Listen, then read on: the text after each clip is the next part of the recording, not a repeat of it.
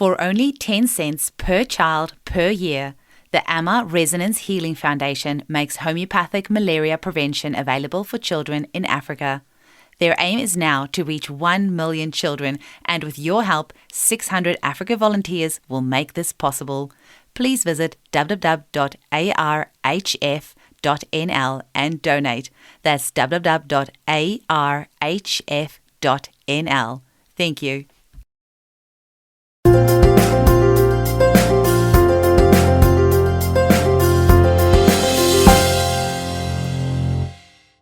Hello. Today, we are speaking with Callahan, who is a certified homeopath in Maine, USA. She became drawn to homeopathy after she witnessed the power of this natural medicine while home prescribing remedies for her children. She studied at the Baylight Center for Homeopathy and did her advanced training at Dynamis School for Advanced Homeopathy. She is the host of the podcast 1M, a homeopath's podcast, and she is on the faculty of the Academy of Homeopathy Education. We hope you enjoy this podcast. Hello, everyone, and welcome to Homeopathy Hangouts. Today, we are hanging out with board-certified homeopath Callahan, who also has the most fun name to say ever. Welcome, Kelly. Hello, thank you. Good to be here. Yeah, so Kelly is not just a homeopath and teacher, but she is also the host of a wonderful podcast called 1M, a homeopath's podcast. And Kelly, you were my absolute inspiration for starting this podcast. I am a huge fan. I've listened to pretty much all of your episodes. And in fact, I was listening to your interview with Al and Denise this morning in the car on the way to work. I'm interviewing them tomorrow. And not just have you like completely inspired me for the day, but I now have your jingles stuck in my head. It's a good one, yeah. It is a good one. Can you start off by telling us a bit about your background, how you got into homeopathy and how you started your podcast?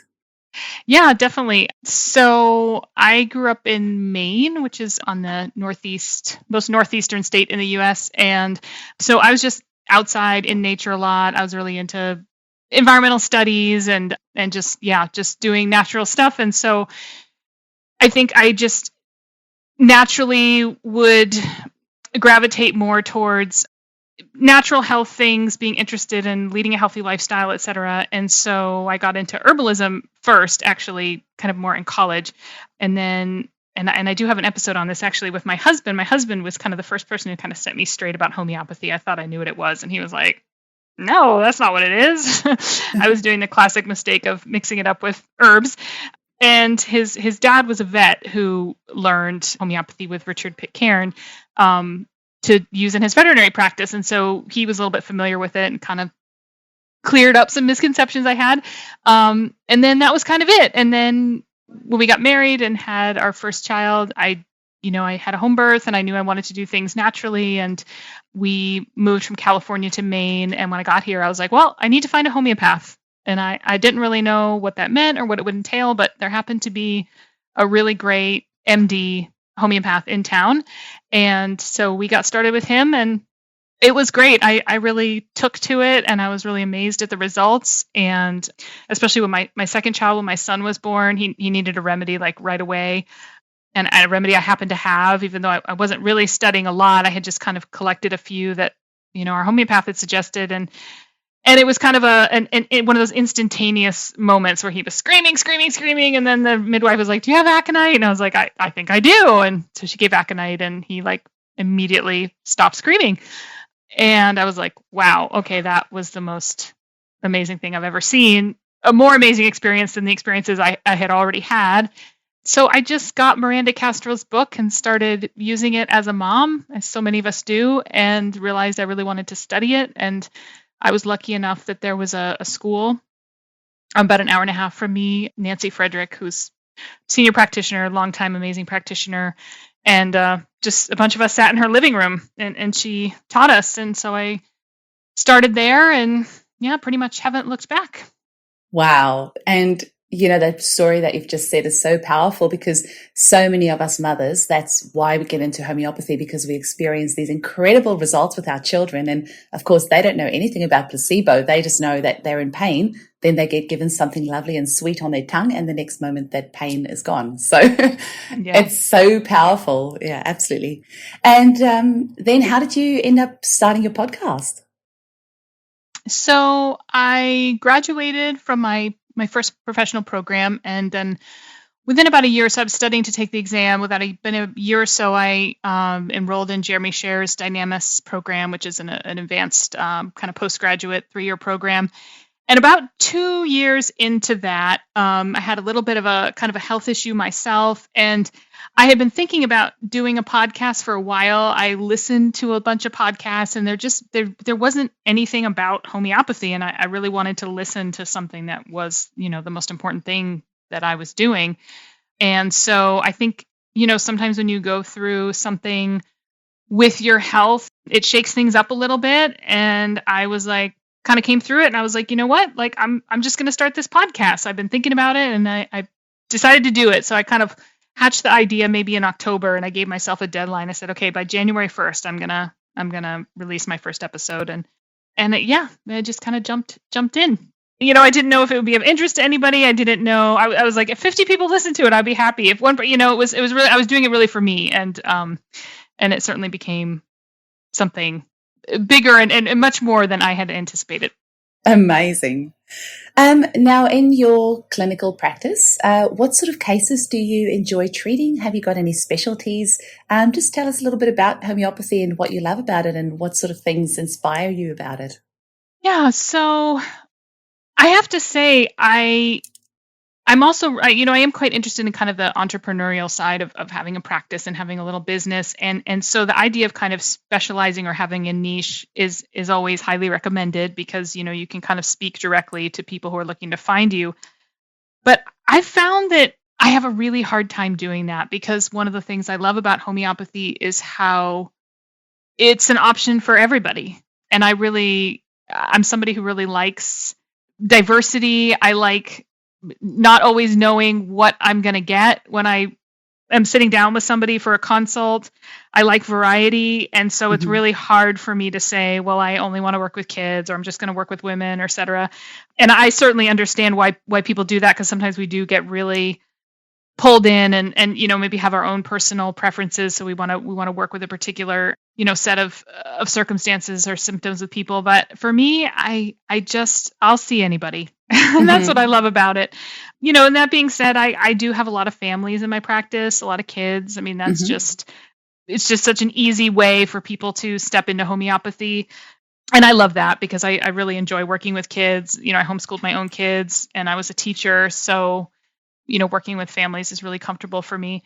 But I also really love, the men that come through my practice and the childless individuals and, people who are dealing with like really significant physical pathology, but also people who are maybe just a little stuck in their lives and they don't really have anything physically that's challenging for them at the time, but they're in a transition or, maybe dealing with some more kind of, mental or spiritual issues. And I really love that homeopathy can meet people wherever they're at.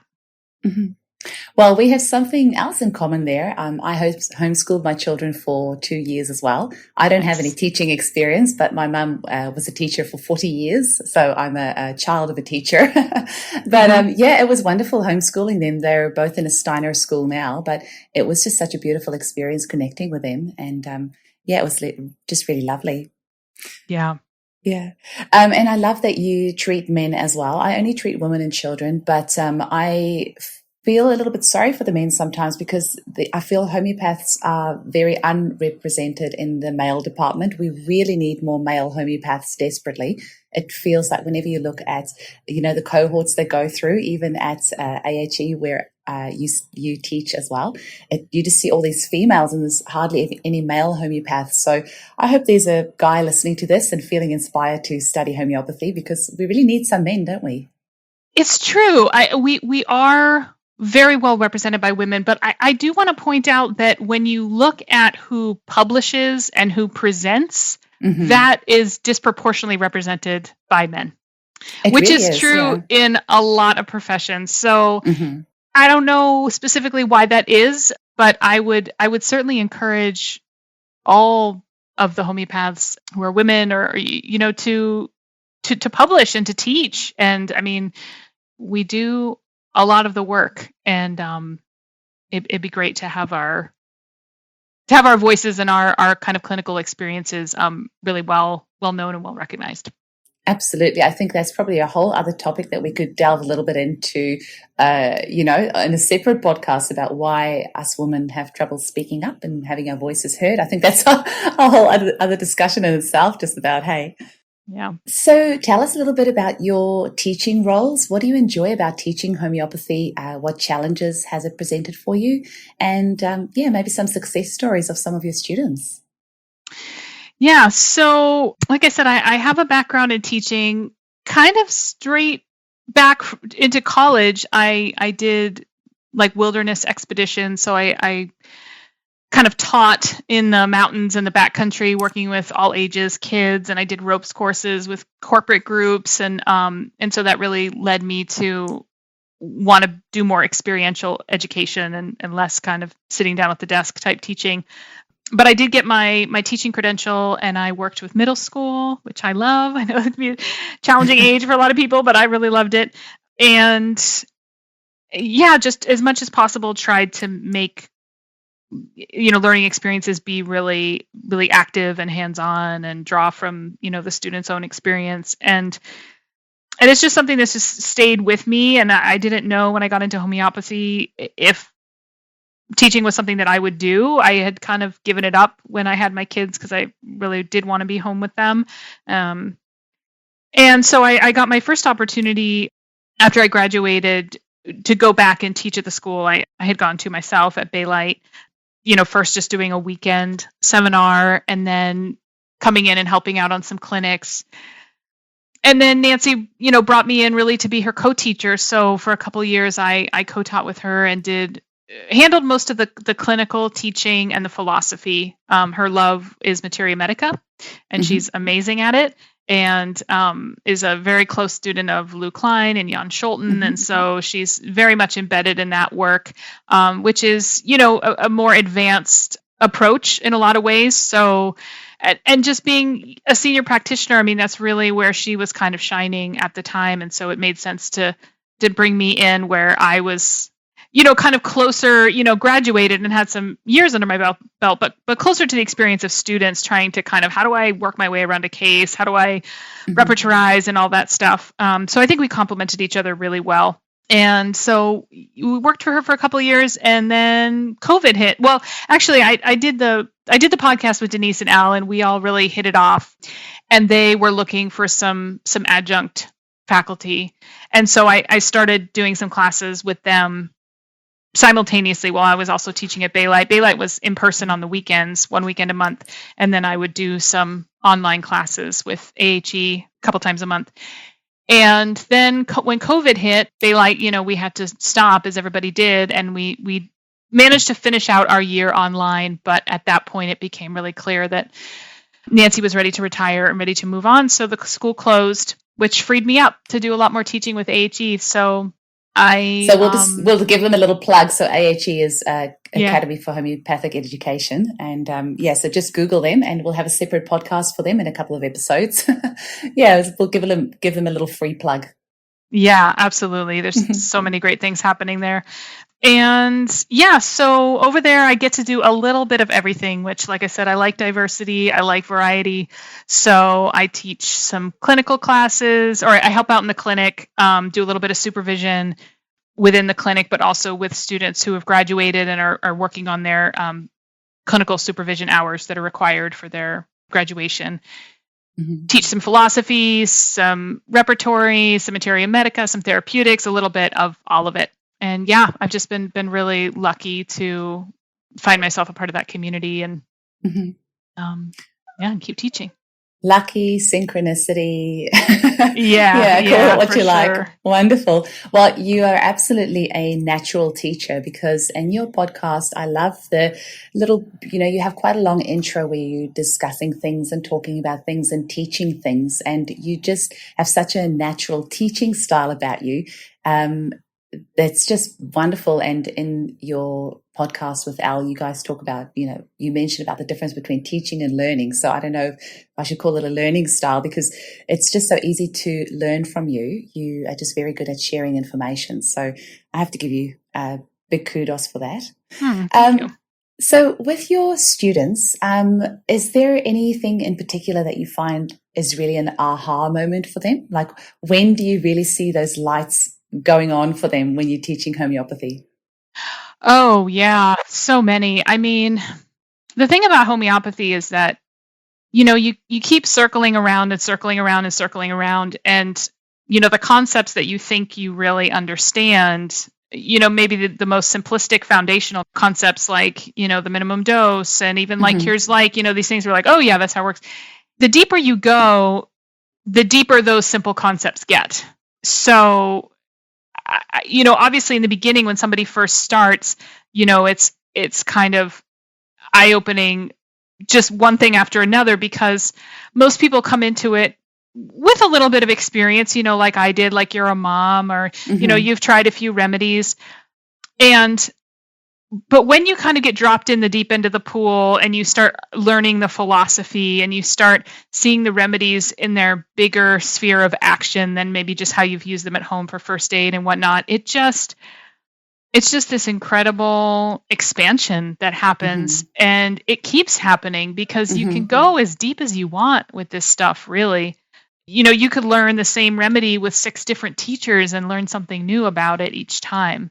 Absolutely.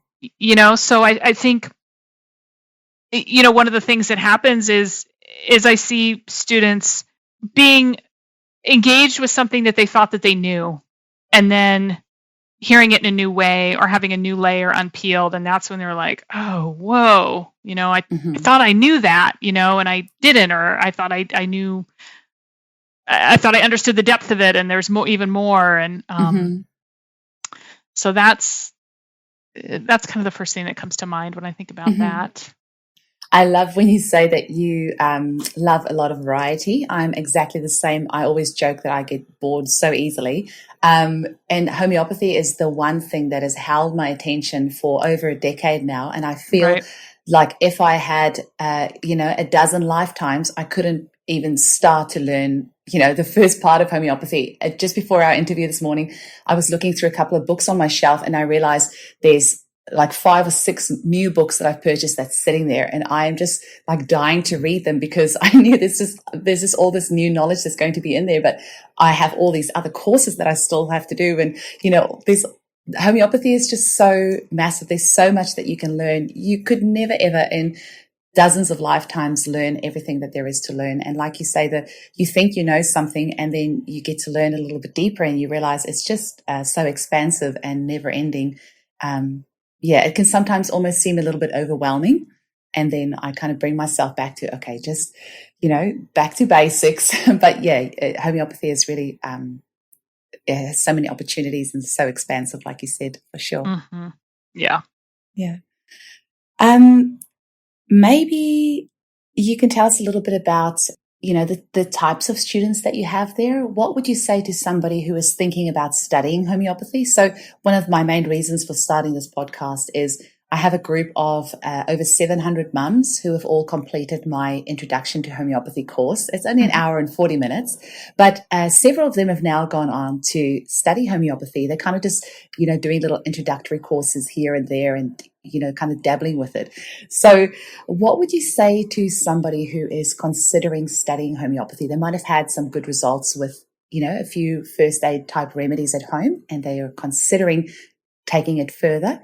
Have you got any messages for them or any words of encouragement?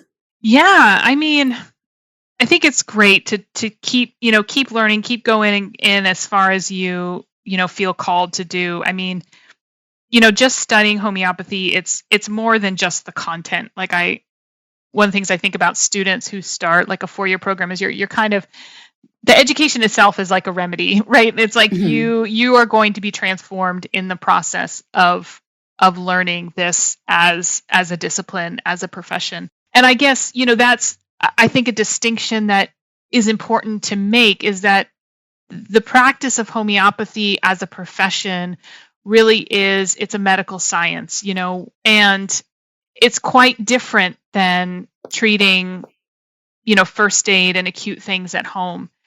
And you can go really far with that. I mean, I don't think you could. I mean, I think Alistair said that when they did a first aid and acute care course in New Zealand, it was something like, gosh, I don't want to butcher, but something like 1,500 hours or something. It is. I mean, yeah, it's really significant. So, I think you can know that, like, what I really want to do is just be able to treat things for my family and friends. And like I said, it's like you can just become a amazing first aid and acute prescriber, and know a lot, and stay within that scope, and just know that if you look at professional programs, that really what you're doing is you're choosing a career.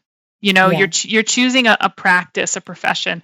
Now, that isn't to say that there are certainly people who choose to dedicate 4 years or 3 years or however they do it and don't practice. They just want that intensity and that level. I went to school with several people who didn't actually end up practicing. They were in it for the philosophy, and they were in it for that transformation that happens when you just learn it. But I do think there's a moment when a lot of people who have done, kind of stuff at home make the leap into professional program, and it's like, whoa, I didn't know it was this much, that it was this deep. And so it's just something to think about, what do you want to do with it? And really sit with that, because you can stay in the world of homeopathy and study and go deep and be, like I said, an amazing first aid and acute prescriber. You don't always have to go into the professional route. It is a different beast. It is. Yeah. And I think if you do end up going that professional route, one of the most unexpected benefits I have received from being a homeopath is that my patients are actually my biggest teachers. And it's amazing how much we learn from our patients or clients, or however you refer to them. And the healing that happens, like sometimes I feel like I'm actually healing through my clients, and they come in and they share their stories, and you can identify with so much of that and heal in the process yourself. Yeah, it's such a transformative process, I feel. Sure. Yeah. Absolutely. I had a conversation with one of my students recently who's, graduated, and she's just, getting started, and she's like, oh my God, I saw 3 clients today and I'm just wasted, and it's just, you're definitely like, yes, absolutely. I mean, I can't say enough about what I feel like I benefit from engaging with clients. And it's also, you're holding a lot of space, and so there's there's a whole side of kind of, self-care and, and just being aware of how it impacts you to, to hold that healing for people. I actually have a lot of my clients psychic or very sensitive, or are healers themselves, and also fellow homeopaths. And have you ever heard of the remedy Vernix? Yep. Yeah, it's such a great one. I've actually found that remedy really helpful for people who do a lot of healing work themselves, and then taking this remedy to help protect their own energetic field. So, yeah, it's been such a good remedy. Just off the bat, you just made me think of that when you said about, caring for ourselves. And that's something else that I'm very passionate about, is that when, this is a little bit offbeat, but when it comes to the medical profession, you have a 5 or 10 minute appointment with your doctor, you're in and out, and they see dozens of people every single day, back to back. And that's where homeopathy is the complete opposite. We're sitting there with our client for an hour and a half, sometimes even 2 hours, really getting into the nitty-gritty of it to really be able to help them. And like you say, sometimes it can really take a lot out of you. And I feel if the medical profession can learn a little bit from us, spend a bit more time with the clients and really get to know them and, get to help them on a deeper level, I just think our whole medical system would be so much more helpful as well, instead of just in and out like a sausage factory. But that's also a topic for another day, I guess. But homeopathy really has a lot of its strength comes in the fact that we are spending so much time with our clients and really getting to know them. Yeah. Yeah. With your practice at home, is there, have you got any stories that you'd like to share? Any wins? Anything else that you really enjoy about practicing? Oh gosh, so many things. So many. Yeah, I mean, it's always hard for me when I kind of like in the moment to come up with specific examples. It's easier for me to talk about maybe not specific cases, but just kind of the moments that come up that I really like when, and this is something that happens frequently. You to learn to take really good notes. Mm-hmm. Yes. And I always say like our job depends on the quality and the consistency of our notes, because people do not remember what they told you, and as they're healing, they don't remember what was wrong with them. Jeremy Sherr has a great quote. He says, "Healing is forgetting." And so when somebody comes to you a month later after they've been on a remedy, how are things? They're great. They're fine. Okay. Yeah. Well, what's going on? I mean, I don't know. Maybe you could tell me. I don't remember. I mean, those are the best ones, but I'll kind of go through my list. How's this? Oh, that's fine. Oh, really? Did I mention that? Oh, yeah, that hasn't happened in a while. Oh, yeah, no, that's only happened like once. I mean, it's just kind of thing after thing, and people really don't remember. I love that. And if I had $1 for every time somebody said, "You take really good notes," I would remember all that. I was like, yeah, my fees would probably double. So I really love that. I really love, we often ask about like people's dreams, that's something that we do. And sometimes it's relevant and sometimes it's not. And I have to say, one of my favorite things is in a case where somebody has a dream that's really indicative of their state or their situation that's going on. And then when it shifts after they had a good remedy. I'm just thinking of somebody I had recently who, dealt with some challenging issues in their childhood and had a lot of really scary and just disempowering dreams about one of their parents.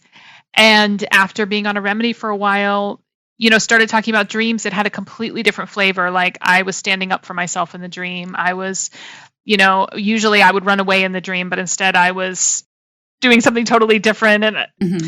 And I really love those moments. They just feel like these little hidden gems. And I love that we value that. I value when somebody's skin stops itching and when their headaches are less intense and less frequent and, all of those things. And when I can get a glimpse into that deeper state that's shifted, I just think like, oh, yes, good. It just helps me feel like we're really helping the homeopathy reach them at the deepest level. Yeah. It's funny because you can speak with homeopaths all over the world and they will all echo what you have just said. Oh, really? And I luckily, I always joke and say the two things I learned from school was touch typing, and we still had typewriters in my day. So I can touch type. And the other thing is learning how to make a white sauce. My two helpful things I learned from school. But I touch type as my client's speaking, and it's wonderful, exactly what you've just said. Like you'll read those notes back to them and I'll say, okay, so you said this and this and this. And they're like, oh, wow, no, I don't have that at all. And it has got to be one of the most satisfying things ever, because they come in and they'll say, oh, no, not much has changed. And then you'll say, oh, well, how is that, recurring cough that you would have every evening? Oh, yeah, I haven't had that. It's just so funny. Once again, if I had $1 every time somebody said that, I'd be a millionaire by now. But it is very funny. Yeah. So something else that I was actually going to say is that what you said about the dreams, I have exactly the same story of a client of mine who was having recurring dreams about her mother yelling at her in her dreams. The mother had already passed away, but, she had kept on having these dreams. She's in her 60s, still having dreams most night about her mum telling her off. And then after her remedy, she came back and I said, how's your dreams going these days? And she said, actually, I had this dream and it was with my mum and she went to tell me off and I was able to stand up for myself in this dream. And it was just so magical. Like, I don't know what other therapy in the world can help you with something like this. It's healing on such a deep level. And we obviously have lots of books in homeopathy about dreams and symbolisms. And I'm trying to think of the author now. I have the book. It'll be here somewhere about dreams and symbolism and homeopathy. Yeah. It's actually very interesting. Yeah. Can we talk a little bit about your podcast and what you've enjoyed about it, and if there's any particular interviews that stand out for you, and just some of the things that you've really enjoyed about it? Yeah. So the podcast is a little bit like me. It can be a little bit scattered and I can kind of like get an idea and be like, okay, this is what I'm going to do for a while. And then I'll be like, oh, well, actually now I want to focus on this. But in the beginning, I was really inspired by this podcast I've listened to for a long time called This American Life, which is kind of like a little bit of a variety show. Like they'll pick a theme and then they'll have a series of short vignettes within the hour that explore that theme, and sometimes from a really kind of, sideways point of view. And so for the first year, that's what I did, was I picked a theme and I explored that theme through an interview with somebody, some materia medica, and some kind of philosophy. Mm-hmm. And one of my favorites still is the first one I did on dying. And I interviewed a local homeopath here in Maine who works with people in hospice to provide homeopathy in their death. And she started this nonprofit called It's My Death. And Val's just an amazing human. And I just loved what she was doing. And then I read this piece that Greg Bedane had written in one of the naturopathic journals about going to visit Kent's grave. Mm-hmm. And then I can't remember what the remedies were, but there was something about that episode that really kind of pulled together for me exactly what I was trying to do, because for me, homeopathy, it touches so many different things that I really wanted that richness of how it reaches into all these different corners. So I really loved doing that first chunk where I did that.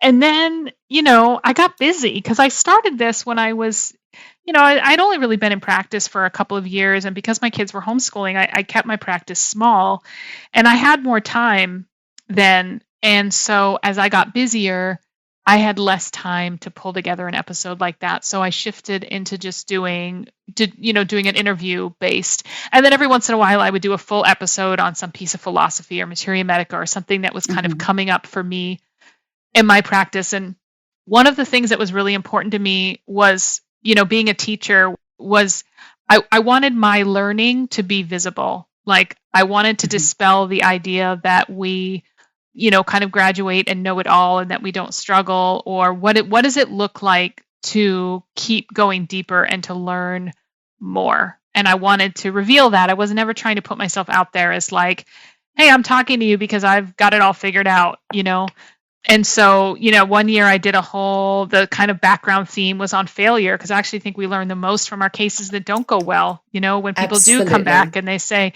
yeah, you know what, nothing's changed, or I had a terrible aggravation and now, not only is it worse, but I've got this, this bag full of other symptoms. Like, we all have those cases. It's the old kind of 20-80 rule, like 20% of your cases will take up 80% of your time. I have my 20% of cases and I'm constantly, trying to figure out what is going on.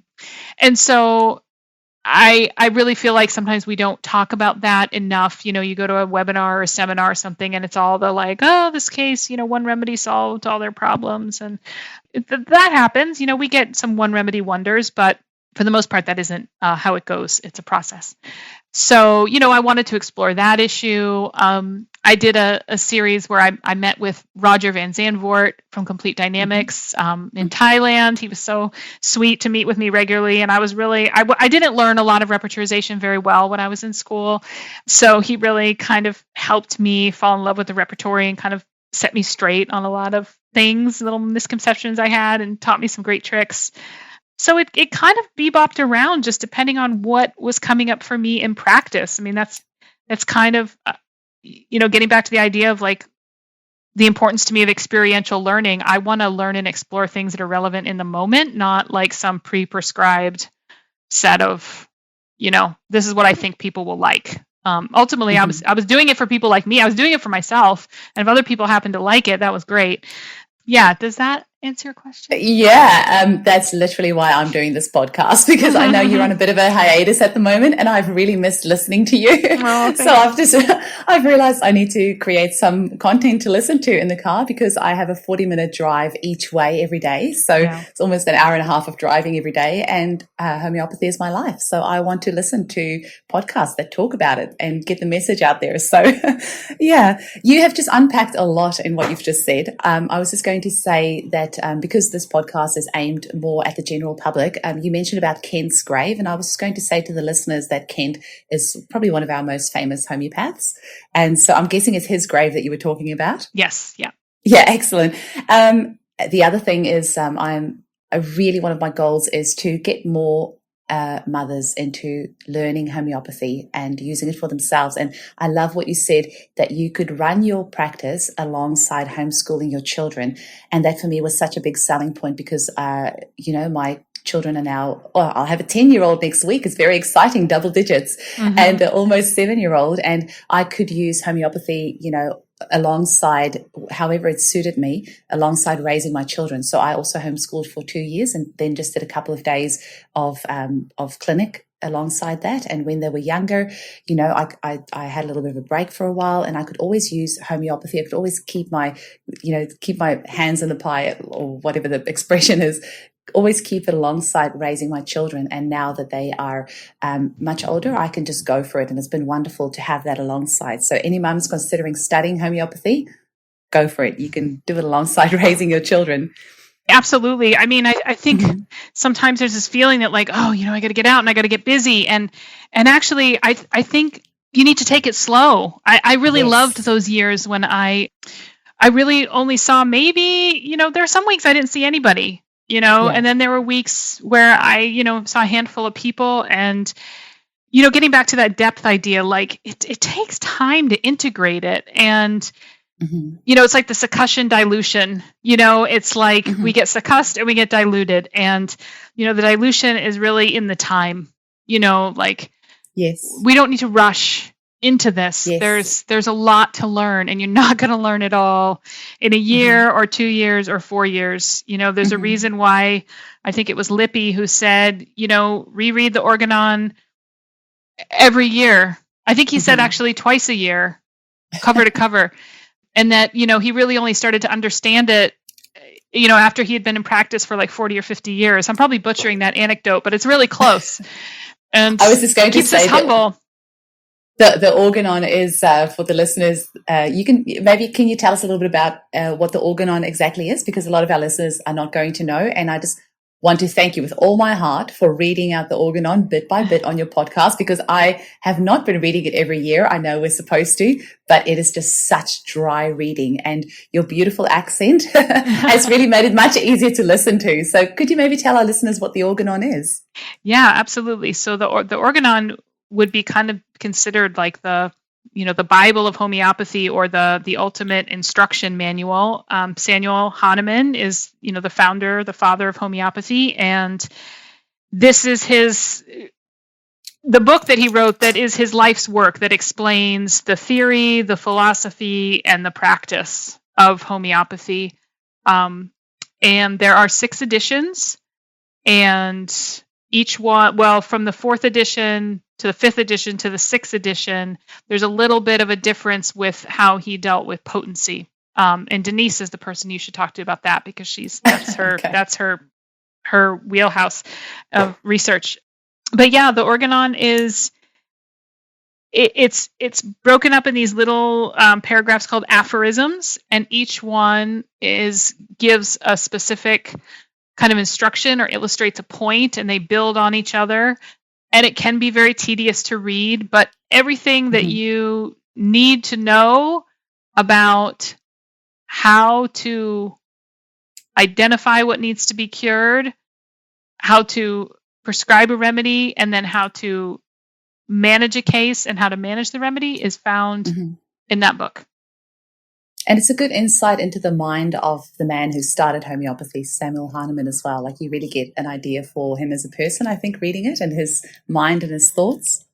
Yeah, and one of the things that's really striking about it, I find, is that, even though this was, over 200 years ago, what he was working against in the medical practices of the time is really what we are still dealing with. It's just a different, we just have a different technology. We just have different substances, but allopathic medicine has not changed really in its approach. It remains extremely relevant in that sense. Mm-hmm. It really does. Something else, what you were mentioning before was about the lady who was working with homeopathy for people who are dying. And I wanted to touch on that because, homeopathy is so ingrained in my DNA now that I use it as it's the first thing that I grab for. It doesn't matter what happens, whether it's mental, emotional, physical, spiritual, homeopathy is my first go-to. So whenever people say, oh, I have this or this thing, can homeopathy help? I'm like, yes, of course it does. And I always have a little giggle at our receptionist because she used to come into my room and she'll say, do you have a remedy for this? And I was like, yes, of course, we have a remedy for everything. Mm-hmm. And now she comes to me a year and a half later saying, I'm not going to ask you if you have a remedy. I know you do. What is the remedy for? And, some people might not think about homeopathy for people who are dying, but it's so powerful that I always say there is a homeopathic remedy for everything. It's not necessarily going to cure everything, but if somebody is on their deathbed, you're not going to cure them, but you can give them a homeopathic remedy to help them on a mental, emotional level to accept this transition that they're going through. A lot of people don't think about using homeopathy for that, but really it can be used for wherever you are, at whatever stage in your life you are. Yeah, absolutely. Mm-hmm. So just before we finish off, I would love to hear your top 3 remedies for you personally. What are they and why do you love them? Yeah, that's easy because I have this cute little leather case that I think I bought it from Helios, and it holds 3 remedies in it, and you can put it on your keychain. So I put in aconite, arnica, and ledum. Aconite because, it's when you're out and about is when you're maybe most likely to stumble into something that is unexpected. Could be a car accident, could be like a fright or a shock, or you start feeling a tickle of a sore throat or something. But, aconite, for almost any condition, at the start of it, aconite's the thing. So, and that was the remedy that my son got when he was born. So I'm partial to that. And then, arnica, kind of similarly, arnica for shock, but definitely for the trauma aspect, for the first aid aspect. Arnica's, a much deeper remedy than we often think of it as. It kind of gets relegated to the bumps and bruises category, but it's actually good for so many things. And ledum, really, because where I live, and that's probably the one I might rotate in and out depending on the season. But we have a lot of ticks here, and there's a lot of fear and kind of freak out where I am about ticks and getting a tick bite. And I'm out in the woods a lot with my dogs, and so taking some ledum for a tick bite is, we, knock on wood, have never gotten Lyme disease in my house, and we do not change our activities at all. Amazing. I've used ledum prophylactically as well. So we have a lot of ticks over here as well. And often when we're going into the bush, we'll take a dose of ledum before we go out, and you can actually see the difference. It's quite amazing. Like, we're just no ticks on us. Whereas if I forget to take it before we go out, we'll come back and there'll be ticks everywhere. So you can even use it prophylactically. Yeah. So I was going to say arnica, obviously such a favorite. And I've just recently got a new logo, and I've got the arnica daisy in my logo. Nice. I am passionate about arnica. They say that God created arnica so that even the skeptics can believe in homeopathy. It's just like, I don't know if you had this, I think it was in the 90s, there was this whole commercial campaign talking about how marijuana was the gateway drug, to kids. And so I think, for us, arnica is kind of the gateway remedy. It's like you start with arnica, and it's the thing that kind of like, oh, wait, what else? What else is there? Because this works so well. Yeah, and it's so amazing how many very mainstream people have used arnica off the shelves at the chemist or whatever and never even realized that it was a homeopathic remedy. So That's always really funny as well. So, Kelly, if people want to get hold of you and find out more about what you do, can you please do a little plug for yourself here at the end and let us know how we can get in touch with you to find out more about what you do? Yeah, sure. Absolutely. So my website is www.concentrichealing.com. And that's really where you'll find out most things about me. There's a way to send me a message on there.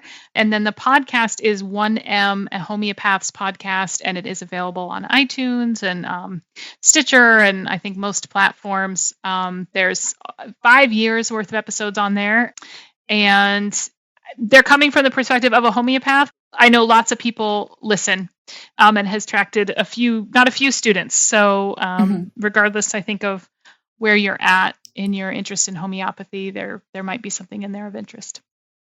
Wonderful. Thank you so much for your time today. Was there any last little messages or things that you wanted to mention? I am so excited you're doing this. It makes me so happy that, the podcast inspired you to start your own. I encourage other people to start them because, like we said, hearing about homeopathy from lots of different voices, from lots of different perspectives, just continues to reinforce it and helps people take it in deeper. So, best of luck to you. This is awesome. And thank you for so much. It's out completely all thanks to you because, in your podcast, you often say, you guys need to get out there and start your own podcasts. And I just love it. Thank you so much. And thank you so much for your time. Yeah, thank you. Bye-bye. Hi homies, I'd like to invite you to come and join me at the Homeopathy Hangout Podcast Facebook group where we can discuss past episodes and you can help me decide on new content for the show. Also be sure to check out my YouTube channel where you'll find my free Homeopathy at Home 30-minute introduction video, which is perfect for anyone completely new to homeopathy who's ready to take charge of their own health. Just search for Eugenie Kruger Homeopathy on YouTube. And if you'd like to support this podcast, you can make a once-off $5 donation by visiting www.buymeacoffee.com/hangout. Or if you'd like to make a monthly donation, you can visit www.patreon.podbean.com/homeopathy hangout. And if you're in Australia and you'd like to purchase one of our beautiful homeopathic kits, single remedies, or one of our amazing combination remedies, visit www.eugeniekruger.com, where you can also sign up to our newsletter so you don't miss out on any special offers. And if you're interested in advertising on our show, please email info@eugeniekruger.com. Thanks so much for listening.